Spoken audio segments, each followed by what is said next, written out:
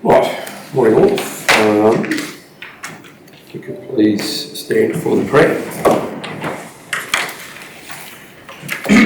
Almighty God, we acknowledge that we have a responsibility to look after your creation, especially this region we call Barcaldine Regional Council. We are conscious that our decisions are going to affect deeply the people we have come here to serve. Assist us to exercise respect for councillors, staff, and for the people of our region. Help us in this meeting to act wisely, justly, and intelligently in all our deliberations. Thank you, Lord, for the privilege of both leading and serving, and assist us to do these well. Amen. Councillors, we do have additional significant, probably on the screen. They are. To what's in your agenda. So our condolences today to Mr. Stanley, Vivian Lawrence, Mr. Stuart Humphreys of Aramac, Mr. Brian Batchelor, and Mr. Bob McDonald of Barcaldine. Forgive me, but I think we have one more.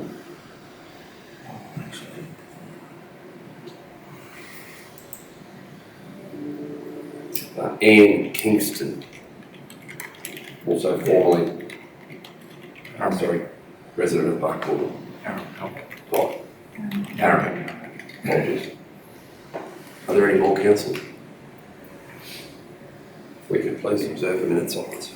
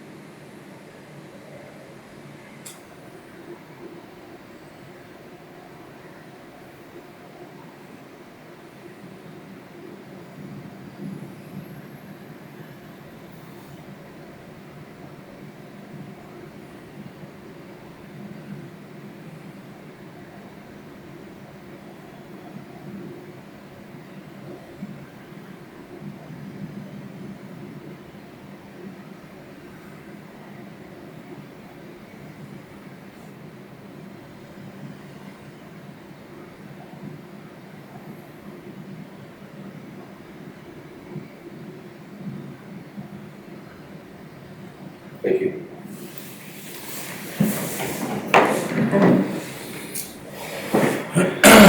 No apologies, councillors, all present count for. All staff, I'd like to take this opportunity to acknowledge the traditional owners of the land upon which we meet and their elders, both past, present and emerging. Councillors, I call now for declarations of prescribed conflicts of interest. Councillor Plum. Mr Mayor, in section 3.3.1 of the CEO's report, the last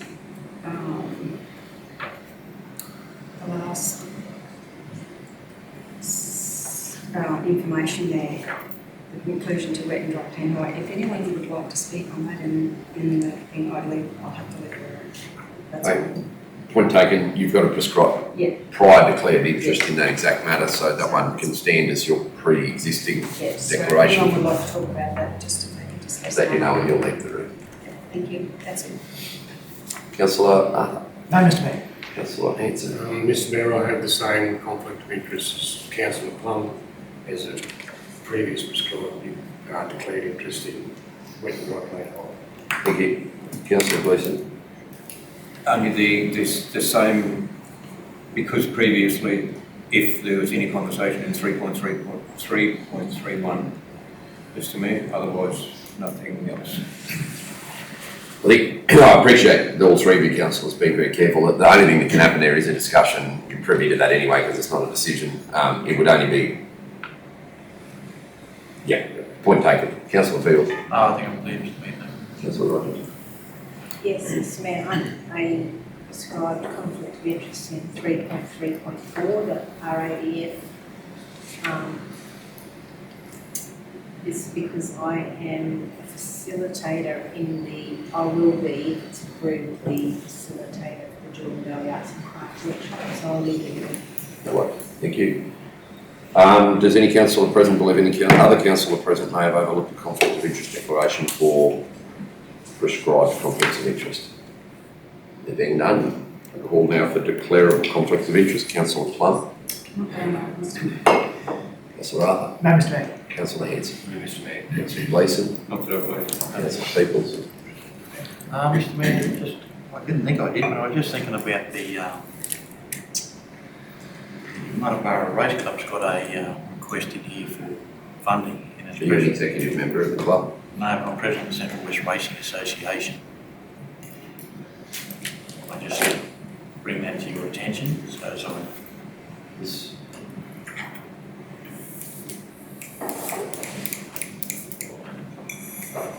Is the Central West Racing and Mother Club to the, Yeah.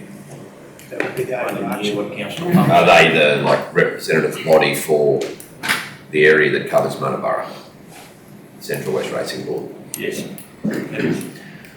I, out of an abundance of caution, councillor, you could declare it as a declarable conflict of interest and leave the decision to your fellow councillors as whether you remain or go.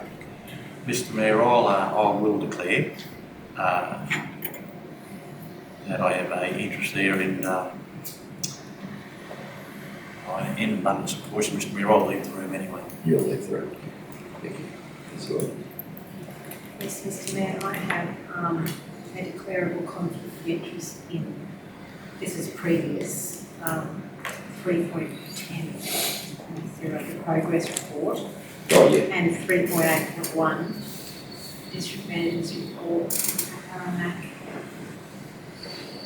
I actually can't remember whether Ballanidi Rodeo Club is a prescribed conflict of interest or just a declared conflict of interest for me. Are you a sponsor? Yes, I Then have been for a long time, I so, believe that would make it a. yeah, so I'll just change that to prescribed ones, and I'm leaving the room for that anyway, but previous to progress report and the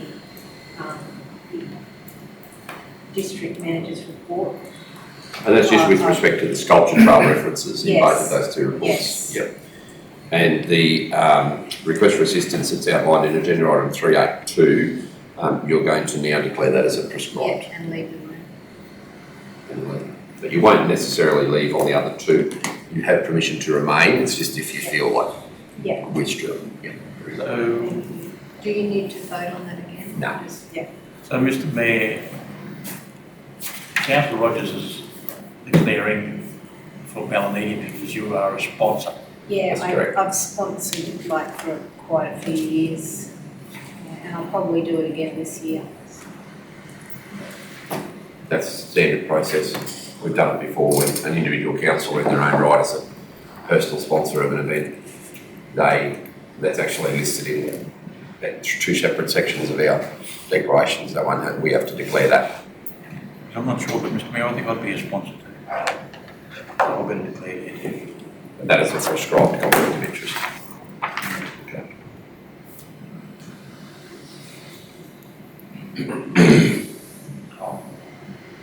I'll confirm that for you later, I'm pretty sure it was. All right. Does any councillor present believe any other councillor may have overlooked a conflict of interest declaration for declarables? Through you, Mr Mayor, probably a question for Councillor.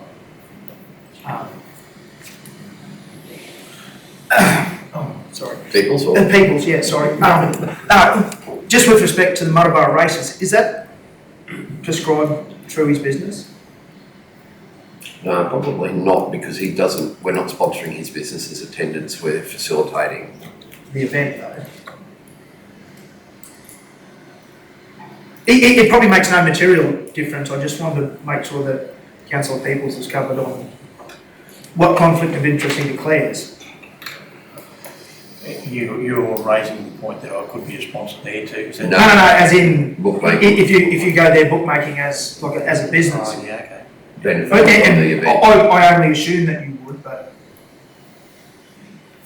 No, that's probably a fair point, Mr Mayor, so You can declare on multiple fronts. I can declare on here both. yeah. Not that I'm trying to kick Councillor Peoples out of the chamber, I just want to make sure that he's covered off on the right. I think he might warm the seat outside today more than you do, which is an absolute rarity. I appreciate the notice, seats, councillor.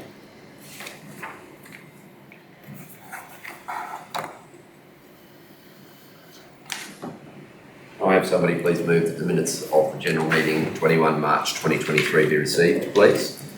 Councillor Gleeson, seconded. Councillor Hanson, those in favour?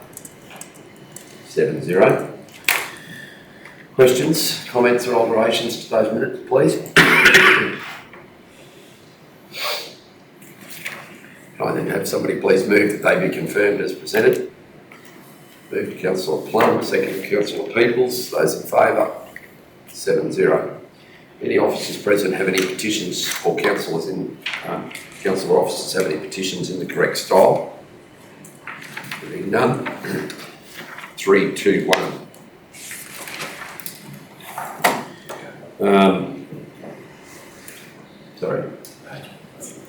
3, 2, 1, go.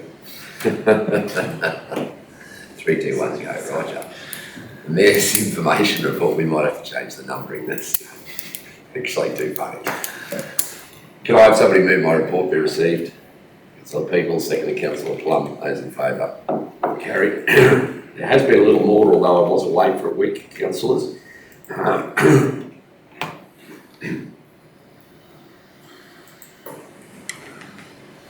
I did meet with the representative of Energy Queensland Limited regarding a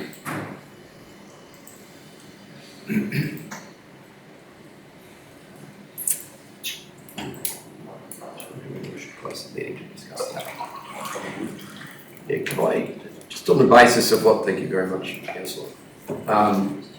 There is a commercial in confidence section that I'd like to discuss with you about that meeting, that I just don't want to replicate in, out of respect to the relationship that we have with Energy Queensland Limited. So can I please ask that we close the room?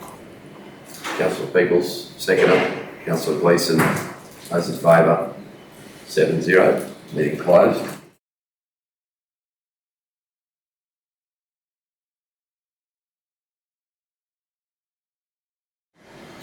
Can I have a motion, please, to return to open meeting? Councillor Peoples moves. Councillor Plum seconds. Those in favour? Carried. So on top of the meeting with Energy Queensland, the District Disaster Management Group meeting in Longridge was extremely informative. We did discuss weather events past, but spent more time focusing on an impending fire season. My advice to the Disaster Management Group was that there is certainly a significantly elevated fire risk this year due to vegetation on the ground.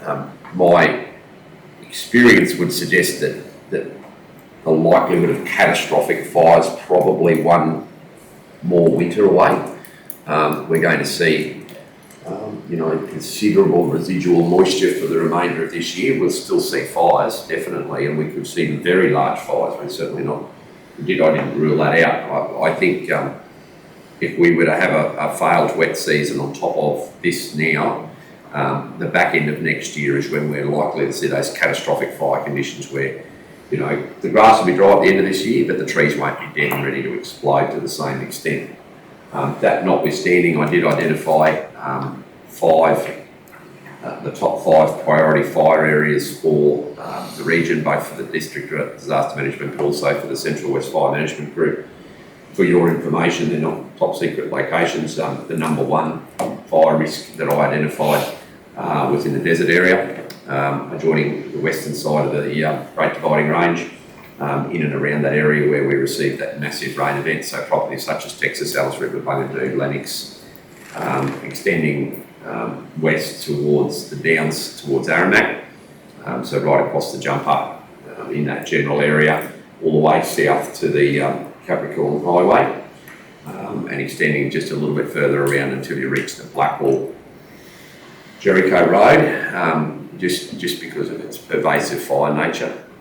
The second area was the whole of the Downs region, so extending from north of Maryborough, encompassing right across the Bowen Downs, down past Caberfade, across towards the Stagmount Road, essentially the area that's still actually drought declared, ironically, as our number 2 priority.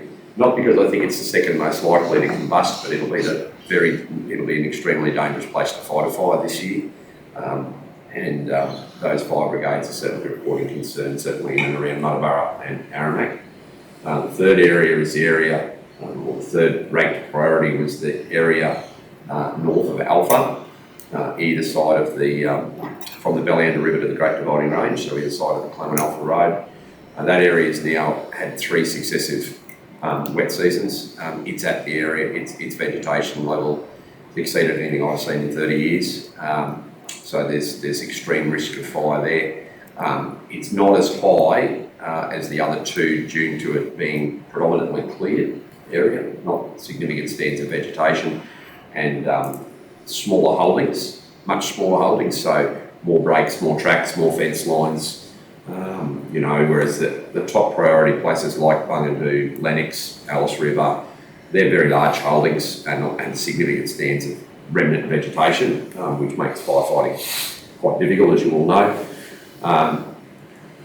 The fourth priority was the area from the Jericho-Blackwall Road to the top of the Drummond Range, which is a big area, but that encompasses places like Tumbar, Marsden, Drummond Slopes, Armour, Star Downs, some really big, relatively inaccessible properties in some locations. The foothills of a couple of ranges there, the Drummond and the Great Divide. And the fifth priority identified was all sealed roads in the Shire.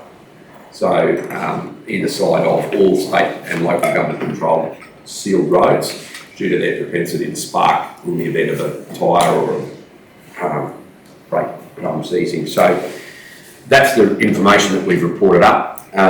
Very closely from that would have been power lines, but I only got 5, so I couldn't go to 6.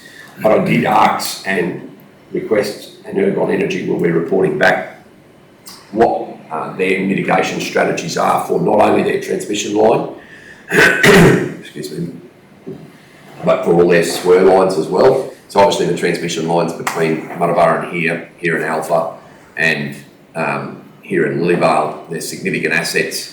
At that point, at that meeting, Ergon their delegate reported to us that they had no extraordinary plans in place.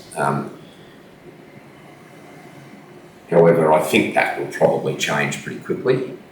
Queensland Rail and TMR are relatively advanced. Queensland Rail will be reporting back what they have in place, and in light of the situation that unfolded last week, where their asset was destroyed for a significant section west of Emerald in the Willows area, there will be a heightened focus, no doubt, from the Central West Division on that. So broadly speaking, I think there's a threat of fire everywhere. I represented those areas as the areas that I was most concerned about, but I will be meeting a number of meetings with the Superintendent for Rural Fires over the next several months. But the priority time will be the next few weeks. Chris, as I reported in the briefing session yesterday, the Director of Works and myself and the CEO will nut out a strategy to then approach TMR with the Superintendent and see if we can collectively between all 3 agencies roll out a hazard reduction burning program right through the council area over the cool months, whilst we've still got some moisture and we don't have either high winds or low humidity combining. I think it's important that even in a general meeting we talk about that, because there will be all areas of council that will need to be vigilant as we proceed through this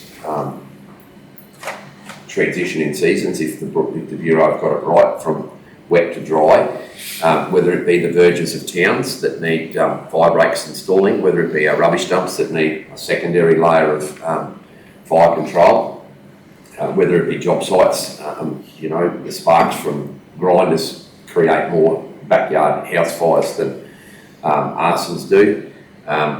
Depot cleanups, that sort of stuff, just to minimise the threat from fire. So I think it's an important element for all elements of the business to be across, right through to NDIS and CHSP, where they are attending clients' houses and see, things that might not warrant an overgrown allotment notice from council, but grass impacting on the backyards of houses or the verges of houses, or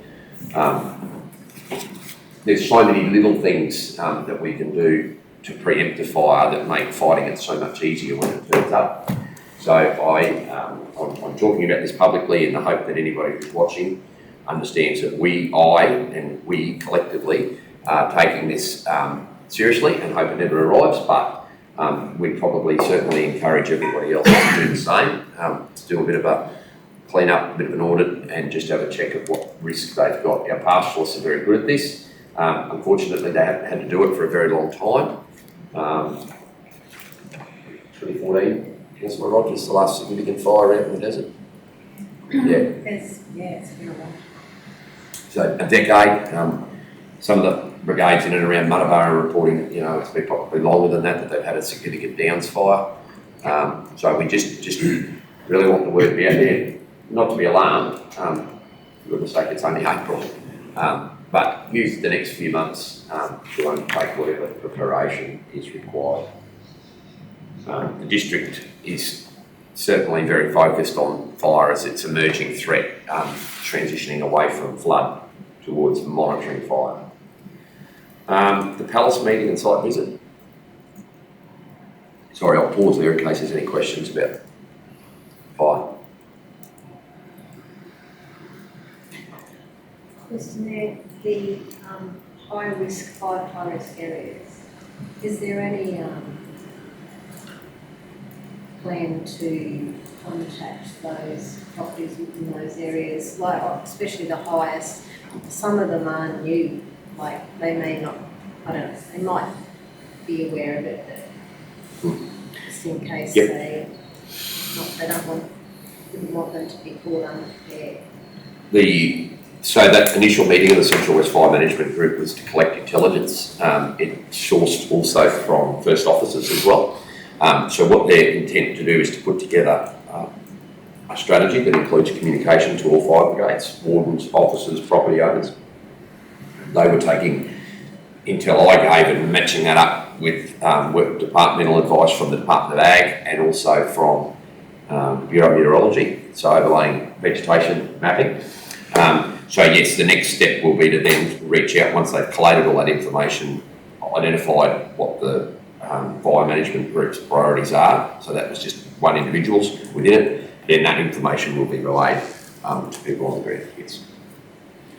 And we offered to help facilitate the distribution of that information through the Gazette because I think you're probably aware their rural fires contact list is not probably, due to the lack of an inspector here in Barcoolan, it's fallen away a little bit. The Palace meeting and site visit was facilitated 2 weeks ago by Leanne Wilson. I and Councillor Rogers were invited along and to a meeting the day before to discuss the future of the site. And I invited Councillor Hanson as a bus driver the next day and welcomed him to the site. Pretty special. I don't feel comfortable too much talking about the visit to the site due to the extreme cultural significance attached to that site. However, the meeting the day before, both Councillor Martin and Councillor Leonie Nunn, representing Blackwell, Tambo and Longridge, and myself, when asked for our feedback and our thoughts around the site and its cultural significance, very clearly indicated that whilst we were very cognizant of the potential for future economic return for traditional owner groups, that the preservation of the site and the understanding and research behind what's really there should be a very clear priority, and that met with broad support from departmental officials and traditional owner representatives or custodian representatives. It's a very long way to go. The next stage in the process still hinges on the outcome of discussions between the landowner of the site and of the immediate adjacent site, and the government and the custodian. So I'll try to answer any questions you might have about that. It's sufficient to say it's definitely the first positive engagement steps local government's had custodians have had and department officials have had for many years now around the realisation of that site as for its true cultural significance.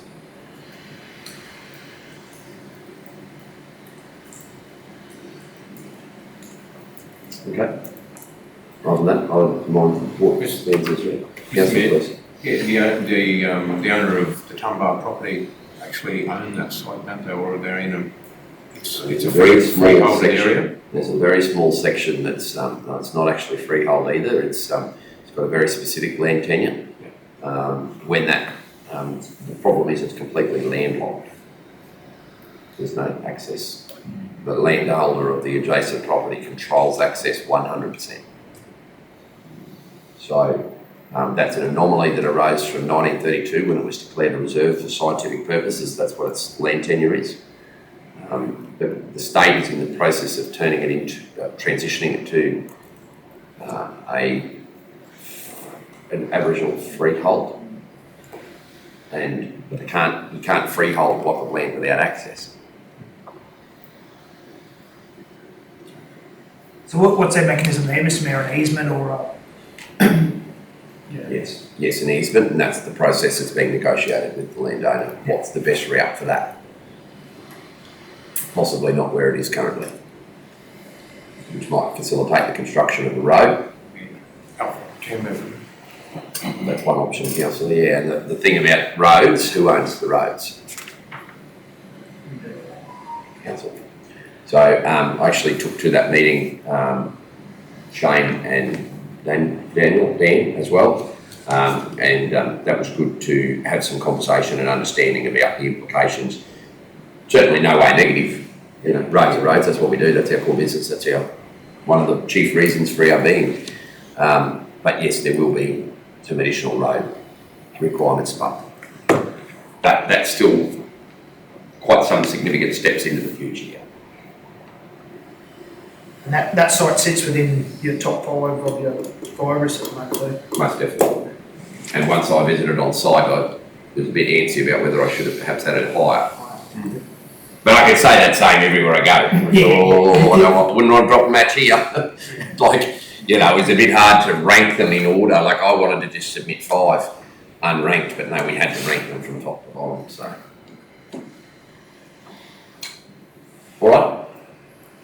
Did I get someone to move my report? Yes, I did. Can I have somebody? Any questions generally of other things?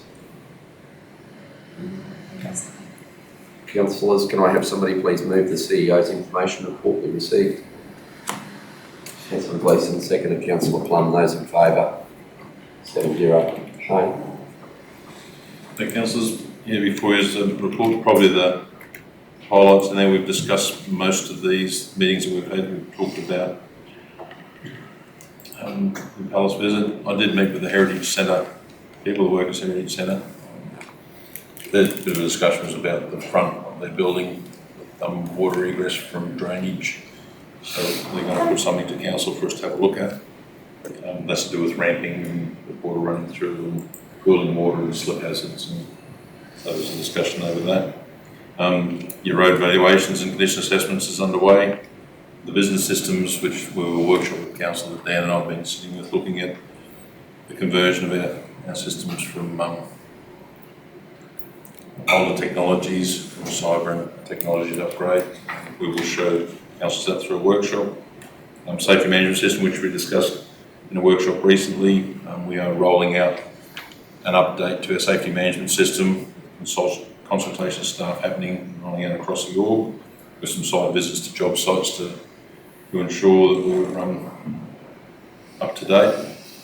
HR, which we've talked about a number of times, challenge across the state generally with recruitment and retention.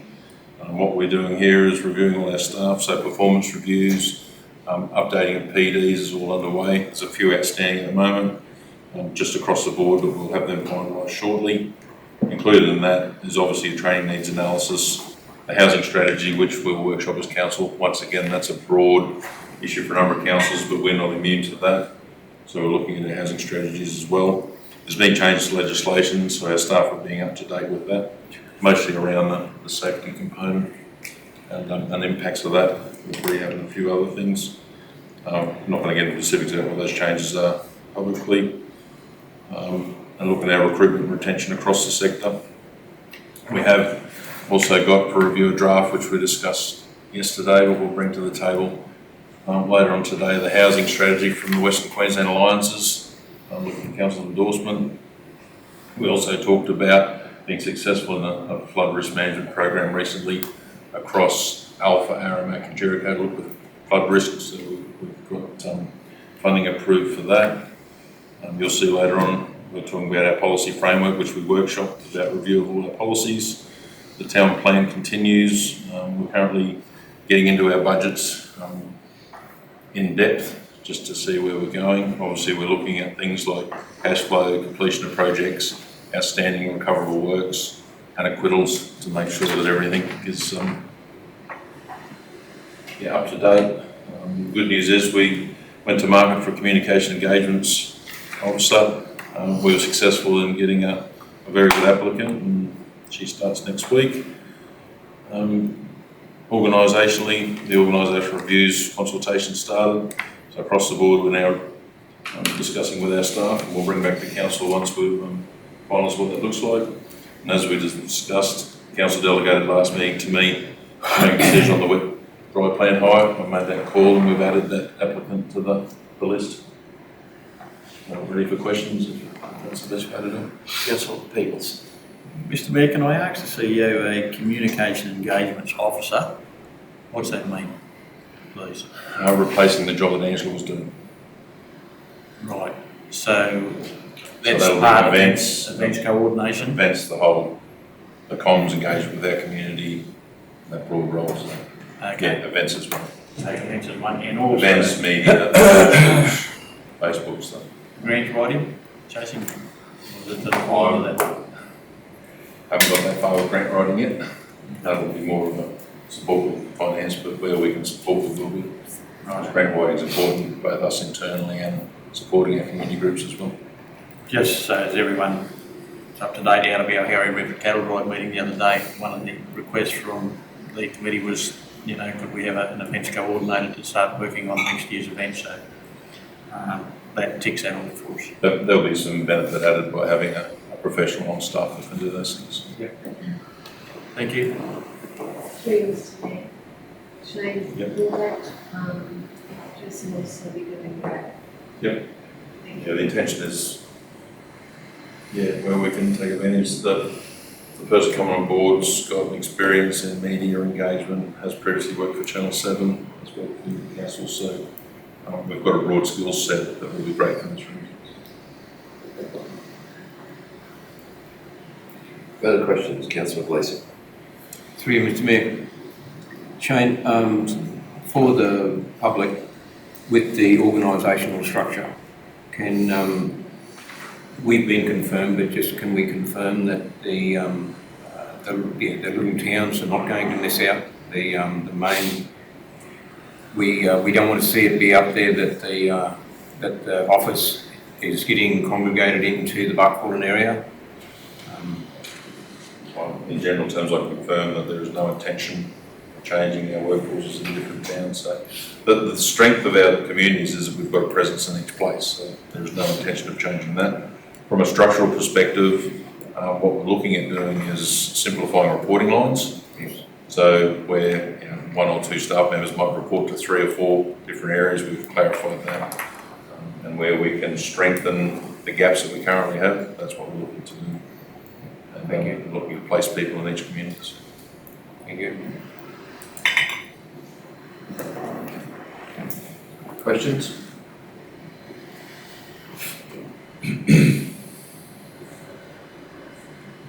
Councillor Blunt?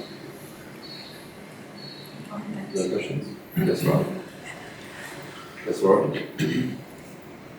Mr Mayor. Shane, the RISE evaluation and condition assessment, that to schedule the works program for obviously the next for 2023-24, we would already. It will It's assist. not preventing us from doing our No, maintenance. no. No, so it's, Yeah, if anything, it's complementary. So what it will Yeah. give us is a complete data set of the condition of the roads at that point in time. From that perspective, then our works team through Chris can actually go and look at priorities based on worst to best. We can actually start to allocate our works and have short and long-term programs. Depending on how we collect that data, we should have regular data capture that we will have control over, and that'll inform our decision making.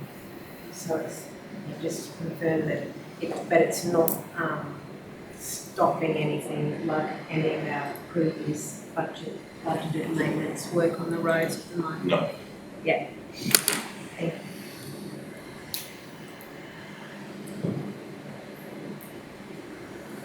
Okay, 332. Will somebody please move the councillor information correspondence there a second? Councillor Plum, seconded Councillor Gleeson. Those in favour? Carried. 7-0. Any questions here? We take this as read. The only comment I'd make is that LGAQ's webinars and media releases, it's worth getting online and having a look at some of their webinars.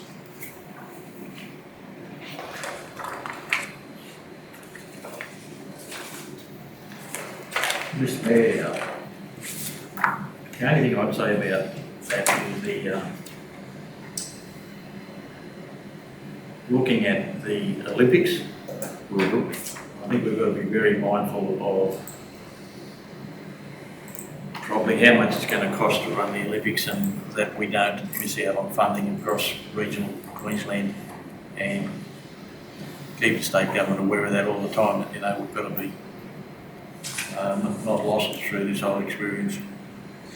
So I think that shone through pretty clearly in the concerns from participants in that survey. Unfortunately, I probably didn't actually like the way that was what was chosen as quotes. I understand the need to highlight the fears and the concerns, but I think certainly what I put forward anyway in terms of representing Barcaldine was the opportunities was the focus for me. The opportunity that we have here to provide, you know, not every nation that sends Olympians to the Olympics is the United States or China sending thousands of athletes. There's a significant number, in fact the vast majority of countries are boutique in size.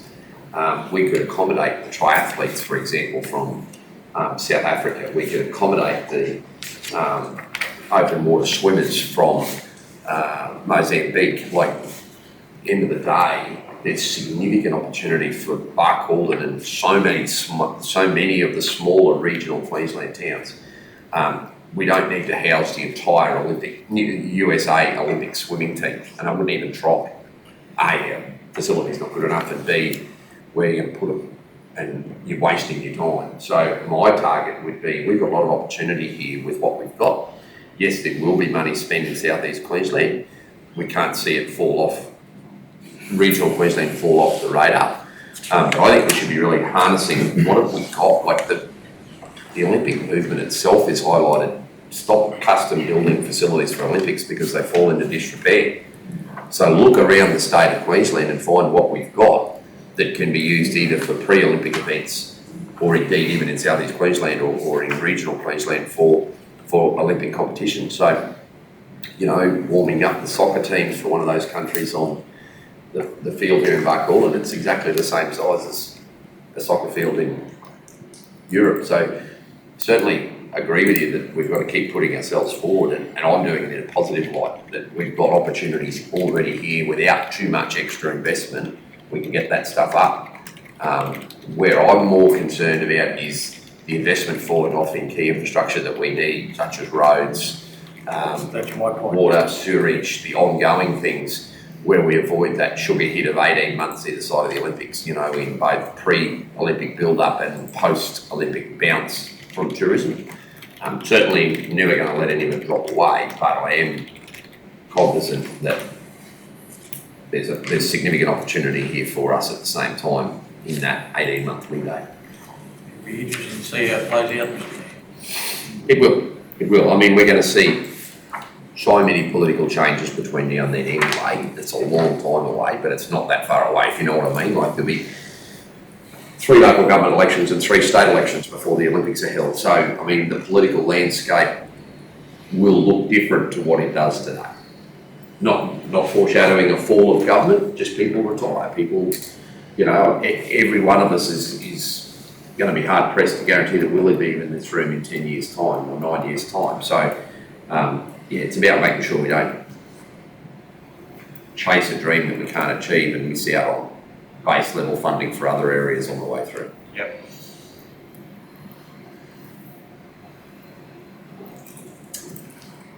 All right. Any further feedback on any of the information correspondence?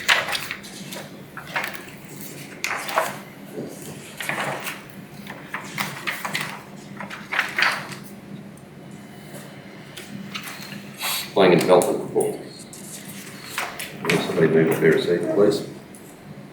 Councillor Plum, Councillor Hanson. Those in favour? 7-0. I have already pointed out to the CEO that we're still missing out year-to-date prior year comparison table. I've chased that up with staff yesterday, so I'll have that delivered to councillors today. I'm sure that makes the next one. Can I just perhaps make a formatting suggestion? Yep. Can it get inserted in the background material? And that way it'll stand out that it's not there. Historically, it's gone at the back of the actual real planning report. But I strongly suspect they're not the ones that track it, because not all development applications go to real planning because of the nature of them. So if it's tracked internally, can it go in the background material so that it appears in the report development rather than get lost because it's not getting added to the back of a Word document that's sent from real planning every month? With that. Okay. Any questions? If somebody moves that the sorry, conflict of interest in this one. 334.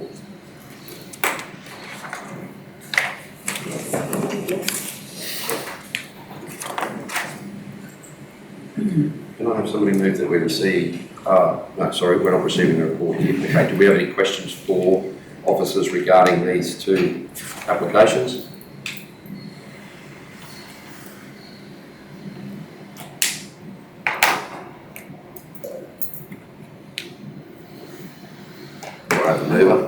Through you, Mr Mayor, I requested, as part of the committee, some further information, but I'm happy to go with the... Councillor Rogers asked me to provide some detail around a couple of those. Okay.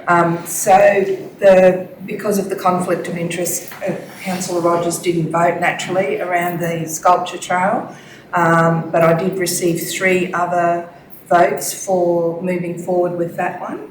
And there was four of the committee members, which is the majority, that approved the film festival. That's been held before and it was very successful. There were questions raised from 3 of the committee members that were happy to support in principle, but as quite often pointed out, the process not necessarily followed completely, so more information to come around some of those. And through you, Mr Mayor, I must apologise for my tardy response to the request for feedback to Radith and Debbie and the applicants. You know that. All good? Yep. Any further questions in light of that? No. Somebody? Mr Mayor, can I just ask Councillor after the information that you requested?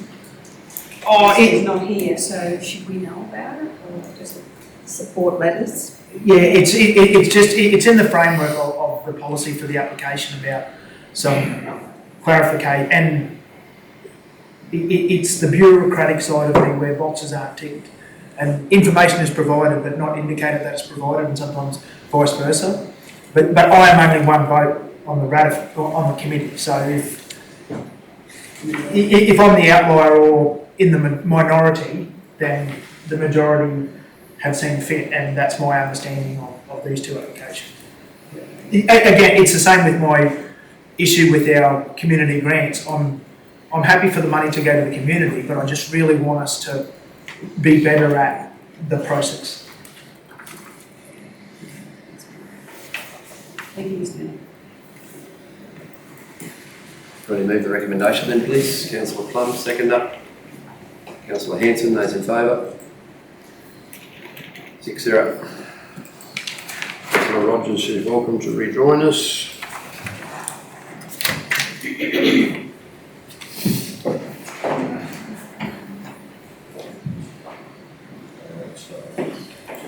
Can I have somebody move that we receive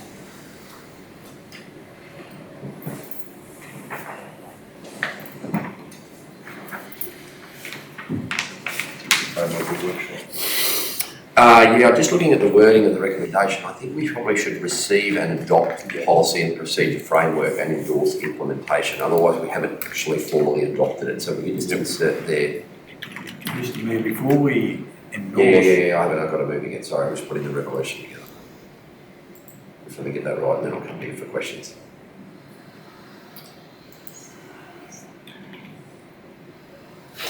Right, okay. Councillor Beales. Mr Mayor, what I was going to say, before we endorse, I'd just like to ask a couple of questions of the CEO. In 5.3, when you look at that graph there, council policies, that's endorsed by management and approved by council. Management policy, organisation, procedure, the rest of that doesn't come to council. Some's just a management process about how we do things. So at the moment, we've got policies that are really just procedures. That's operational stuff. It's just operational It's staff operational matters that don't need a council policy. The organisational procedure's got nothing to do with structure. When it affects a strategic decision of council or a structural change, then it comes to council. Okay. Through us. All right. So it's really to take, so we might have 60 or 70 policies currently, but there's only probably 20 of them that are strategic or council related. Some of them just have operational stuff, some of them is just a process. So we're trying to simplify that matter, and that was the idea of having the framework to say, this is what we've got current, does it need changing? If it needs changing, who's the head of power? Does it go to council for change, or is it reported to by the management team? That could be a simple one. That's how we do an audit, how we do a check payment or a creditor payment. That's not a council decision, that's not operational procedure, not a policy as such. Okay. Right, councillors, any further feedback or amendments? Mr. Mayor. Stan could add a bit too. It says the policy framework was tabled for us at a recent workshop. Yeah. When? The last one, last month. Still got it. This You actual want- one. Yeah. And we went right through it. You It was the one want that I asked Yeah, councillors. the Monday before our last. Oh, Oh, you weren't here. I was on Zoom, I've never got that. I wasn't emailed, I asked for that. right. And I've never, so I haven't reviewed this. But, so you've all discussed this. There's a couple of things that I also want to question in here, and that is whether I don't like that that's called a management policy. It's probably it's just an administrational procedure. Like council, we make policies, and then, to me, this is how I understand it, that we make policy and then management makes a procedure out of those policies. And I'm not comfortable endorsing this unless there's a change made to that wording. Either it's not a policy, or if it's a policy, it has to come before council for our approval. That's how I feel about it anyway. Through Chair, is that, Oh, sorry. I'm just seeking clarification, councillor, if you're referring to, is it just referring to the terminology of the word use of policy? Because Yeah. I suppose that the difference from an officer's point of view between a council policy and a management policy would be a council policy might be a procurement policy that's setting a strategic direction of how council wants to manage its procurement. A management policy, for example, might be an operation of use of council motor vehicles. So it's how management wants the staff to, and the expectations of what we want them to do if they're in custody of a motor vehicle. So it's more of an operational matter as opposed to a strategic. I suppose the key difference is it just the policy, the word policy. Word policy, yeah. So like something instead could be like management directive. Yeah, actually, that's the word I was thinking. Because councillors, like we're responsible for making policy and doing a budget and approving the organisational structure. I mean, there's not a lot of things that we're responsible for, and I just don't want to look as though we're not even developing policy anymore. But we do, and to me, yeah. I don't think any of us will die in the ditch over changing the word policy to directive. No.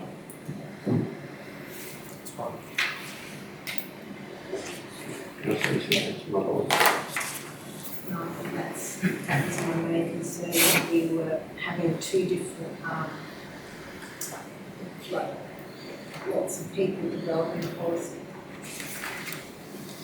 Through you, Mr Mayor, in an organisation we can still have two different levels of policy, which Dan's explained, but if it clarifies the difference between, as Dan said, like our strategic policy and operational policy. So that people aren't confused, so, like when they see policy, they just assume we make it, like outside of here. Right, so the changes I've noticed so far are on page 2 of 7. Amend 5.1.2 to read directive. Also page 2 of 7, 5.1.2, change management heading to read management directive. Change line 1 to read management directive. Change line 1 paragraph 2 to read management directive. Change line 1 paragraph 3 to read management directive. Change line 1 paragraph 4 management directive. And then page 5 of 7, section 5.3, the table, line 2, change policy to read directive.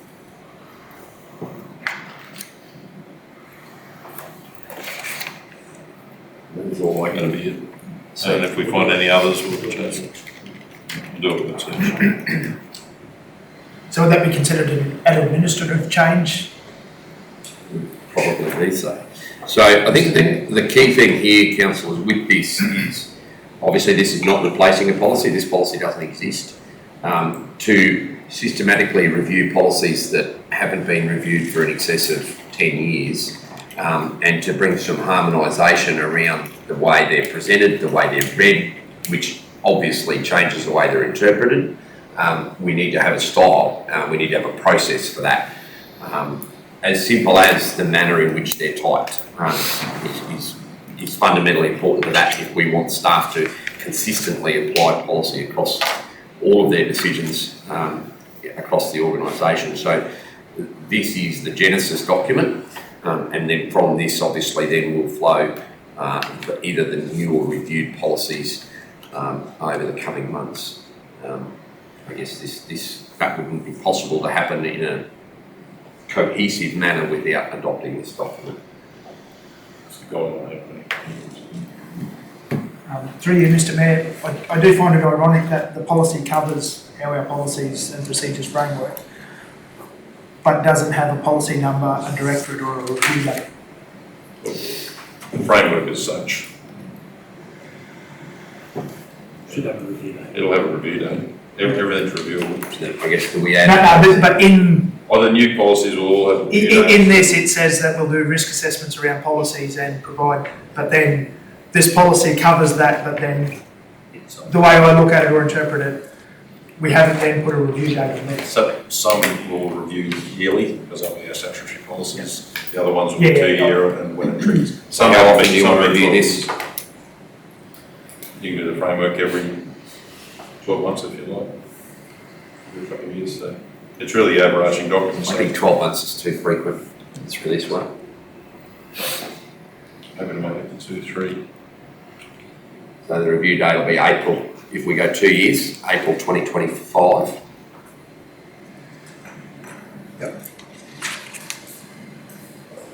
So at the end of the day, it's a framework, it's the overarching document, so we'll review all our policies. The Directorate, Corporate Services, or has that not been added because that hasn't been developed We yet? haven't developed, so it'll either come through governance, which will be under the CEO's office to oversee all governance, which is most likely the but I'm always happy. I'm not worried about either of those two, but I am worried about the review date because that, once we adopt it, then that sets it, it comes back. Because at the moment, I had a quick look and I would say half of our policies on our website are older than 2018. Some go back to 2011, 2010 even maybe. I'll say confidently 2011. So the question is, if we've had them since that time and we haven't reviewed them, are we currently using them? And if we are using them in that direction, there's a high likelihood that some of them are well behind the times. It doesn't refer to that legislation.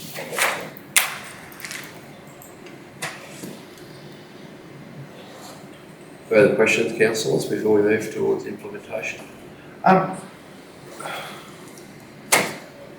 It's issue, or it's item adjacent, it's not specific. Like, when I had a look in the policies, like we've got a road classification policy that's 2013, but we've done a mob of work in this term of council with our road classifications. That has just not transferred through to this policy and it being updated. We're in the process of trying to locate where all those are. Okay. No, we can't conclusively find all of that work. Yep. Okay. Well, it's not okay. Like, No, it makes well, me wild, the amount of money we spent for a start and then personal time of councillors sitting in the room to review every single road in the council area for road length, road classification, road type, discuss service standards, and the Director of Works, CEO, there we can't find a single piece of paper. We've got a couple of emails that have got track changes, but we still can't conclusively find that road service document with service standards or anything like that. So, Mr Mayor, we do have everything but that particular agreement. That's right. Yeah. What was the Sorry, rates to set the level of service Just standard? to clarify. Yeah, sorry, yeah. That was done by Reece. He was one of them, yeah. One of them. Yeah, he gave the presentation to council. That's right, yeah, Or at there's a least team, one of but them. I don't know who actually did it all. Yeah. But we may need to revisit that, we may need to go back to what our recollection of those minimum levels of service for each of those road classifications is and represent it. We had enough arguments the last time. Well, if I can add to it, you're going to have Discussions, councillor Peebles, discussions. You'll have your condition assessments and you'll have a whole heap of more data now, so it should marry up and correlate to those discussions, so. Yeah, okay.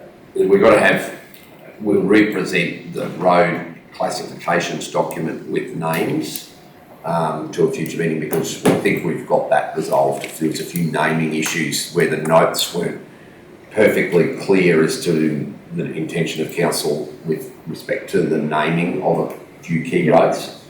Jericho Aramac being right, probably the biggest of them. I think, Mr Mayor, that might actually be the only one that still remains in question. Yeah, I believe so, and I think we were able to sort through that very quickly when we had a quick desktop review of that document. That may have been the only one that remains with a query over. Well, can we make a note then that we'll bring that to the next meeting for adoption, re-adoption and clarification, please?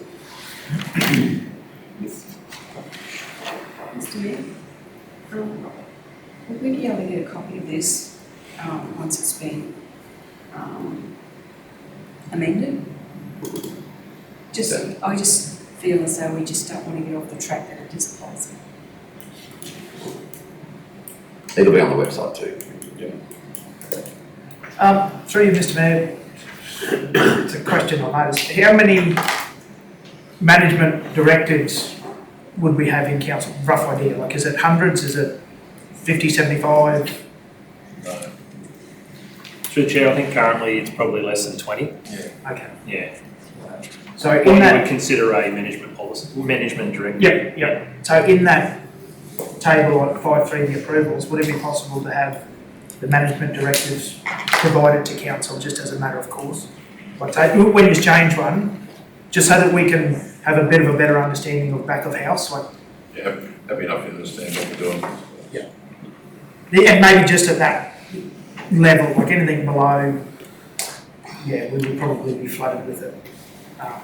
Plus probably getting a bit too far down in the weeds once we get down to That's what I mean, like, documents. So we get too operational. yeah. I'm happy for you to see where we're transitioning. The issue we've got across the board is consistency. We Yeah. don't actually have we'll talk later on about style guides. Yeah. This is what it looks like, this is what we do. Even down to colour schemes, I'm not everyone worried about colour schemes. But we want to professionalise what we do. So, do you agree with that? Agreed, Mr. Mayor. I've just got another thing to talk about. The flow chart. If the management directive will need to be put into that, but just this second part of the flow chart where it says, is the policy internally focused or affects the majority of the organisation or has an organisational impact, and then it goes down from there, yes. Yeah.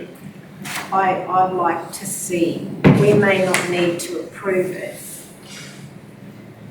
I'd like to see, like, I think it relates to what Dan said. Yeah. If you, on that flow chart, write councillors' consultation, like, especially if it affects the majority of the organisation, and if it affects our if it has an organisational impact on the majority of the organisation, we are really meant to be consulted.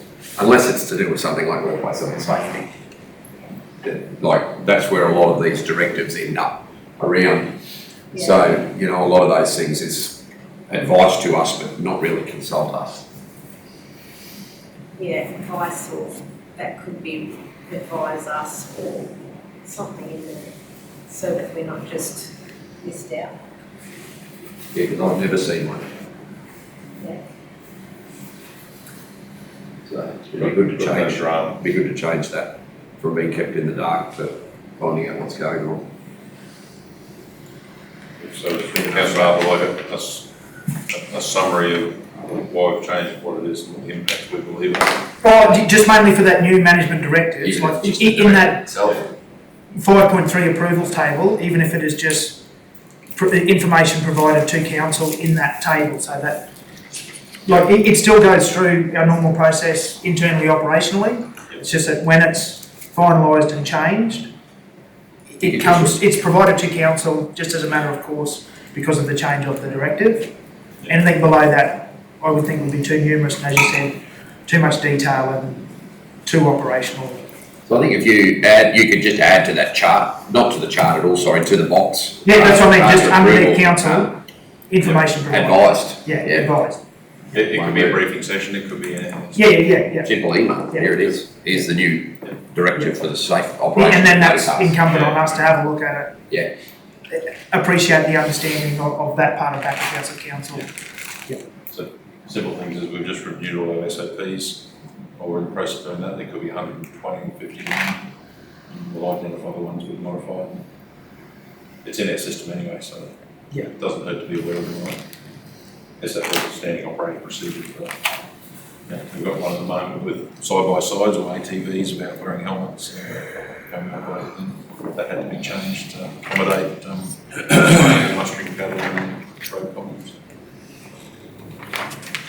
Happy with all that? For the changes.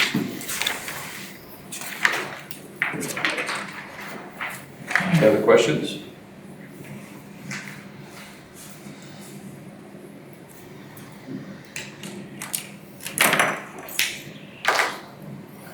Is there a mover? Eagles, seconded Councillor Plum. Those in favour? Carried. 7-0. Can I have somebody move on that Dean's report we received, agenda item 341? Councillor Rogers, seconded Councillor Eagles. Those in favour? 7-0. Dean. Good morning, councillors. The report this month, I'll start off with a few thank yous. I want to thank two of our senior leaders that are departing the team in the next, or one has left, Damien Howard, our district manager down at Alfred Jericho. I think he's been with council 5 years, has finished up with council, and also Samad, who is our finance manager, will be finishing up at the end of this week. I want to thank their contribution to me since my arrival, but certainly I think they've both had a big impression on what the direction of council's been over the last couple of years, and I think they should be recognised for that contribution.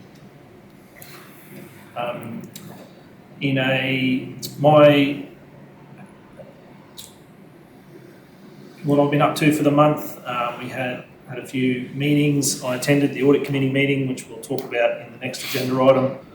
Budget's been a big focus at the moment, so reviewing the current year's budget, also starting to get together the budget for next financial year, and reviewing the impacts of a few items there, including the rates. So we've had quite a few changes in valuation, particularly in our rural space. So looking to reduce the impact there, and having discussions with council around what that looks like going forward.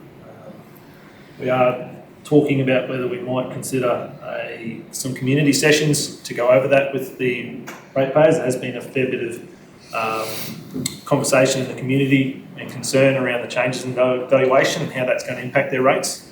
So we are looking at some options on how we can get some information out from council's point of view to discuss what the process is that we do for our rates to reduce that impact. I've been out and about the offices, so I spent a bit of time over the last couple of weeks in the Alpha and Jericho area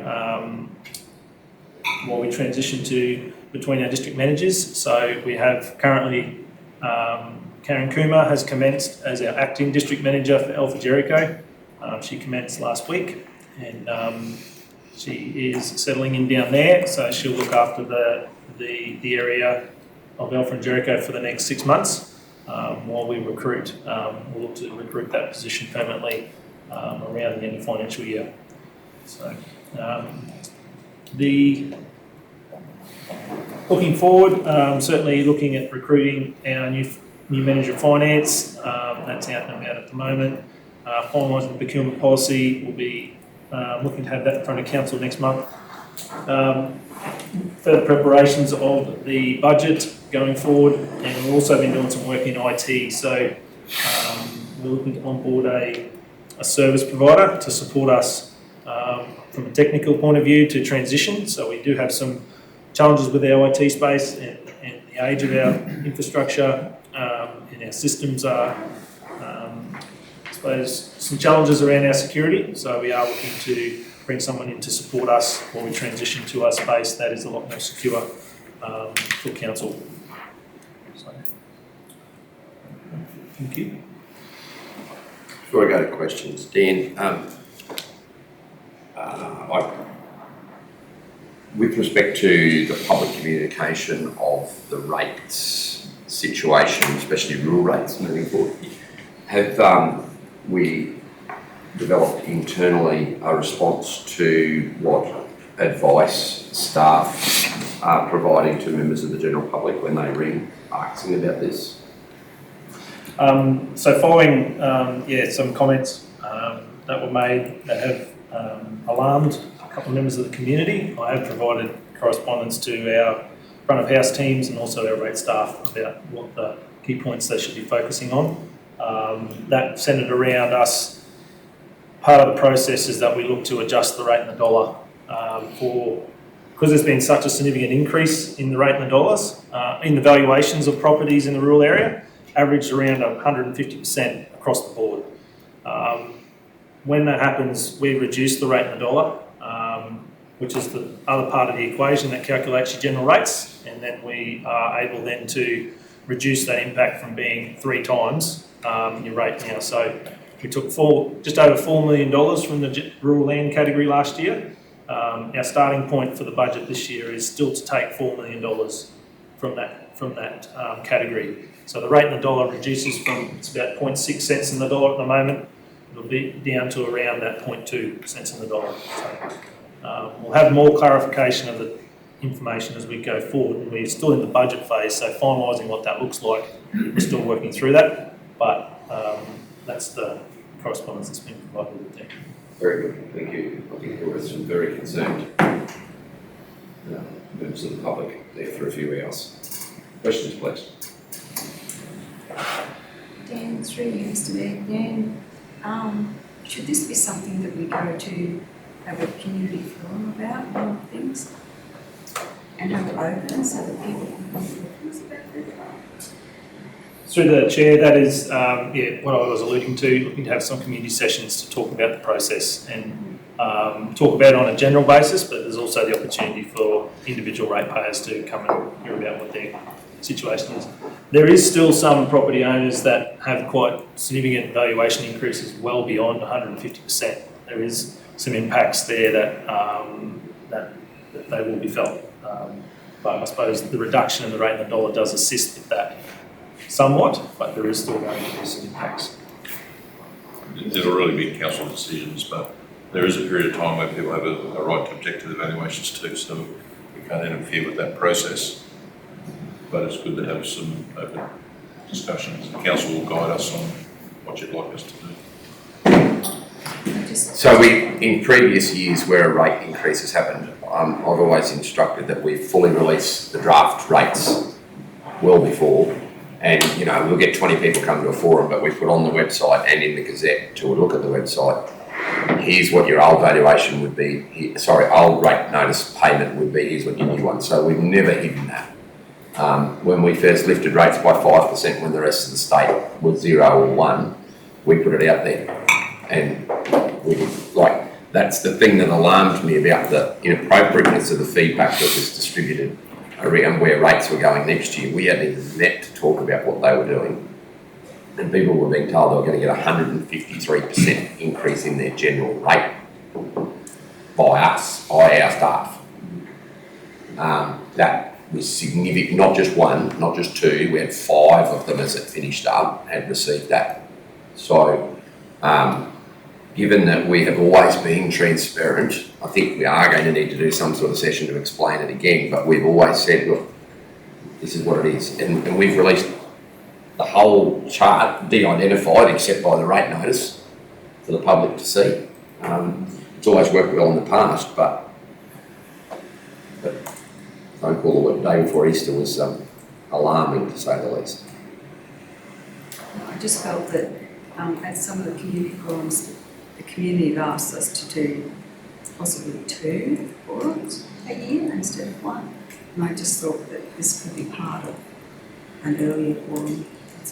It is. I had envisaged the second one of those probably being after we adopted the budget, but we may still do some specific sessions purely about rates. And that might drag some rural ratepayers in because town ratepayers' rates aren't going to move. Their valuations didn't move, whereas the people that are the most on edge about this at the moment are those that have just got the 150 to 200% increase.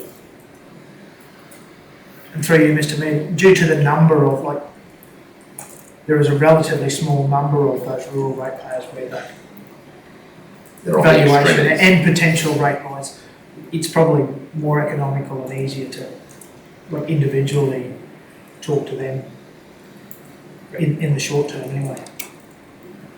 Which sounds like it's already happened. We've had 5 or 6 occurrences where they thought they were going to get 150% general rate rise. Yeah, I did a 15-minute session on the ABC about 2 weeks before when the valuations were handed down, and explained in exactly the same terms that Dan just did, that how the process at council goes through, and I even used that opportunity to foreshadow a potential 5 to 10% increase in rates, not 155% increase in rates. So pretty unrealistic. Council would increase such a large group of ratepayers by anything that we'll see. So. I think the fear was driven out of the decision of Livingston last year to do exactly that. That was the problem, and that got such significant airplay in rural media. We've got that valuation increase that they handed on in full without adjusting the cents in the dollar. That caused some consternation, and the media have then fed on that and assumed that every local government does the same thing, which is, we'll take great pains to educate them about. Okay, further questions for Dan?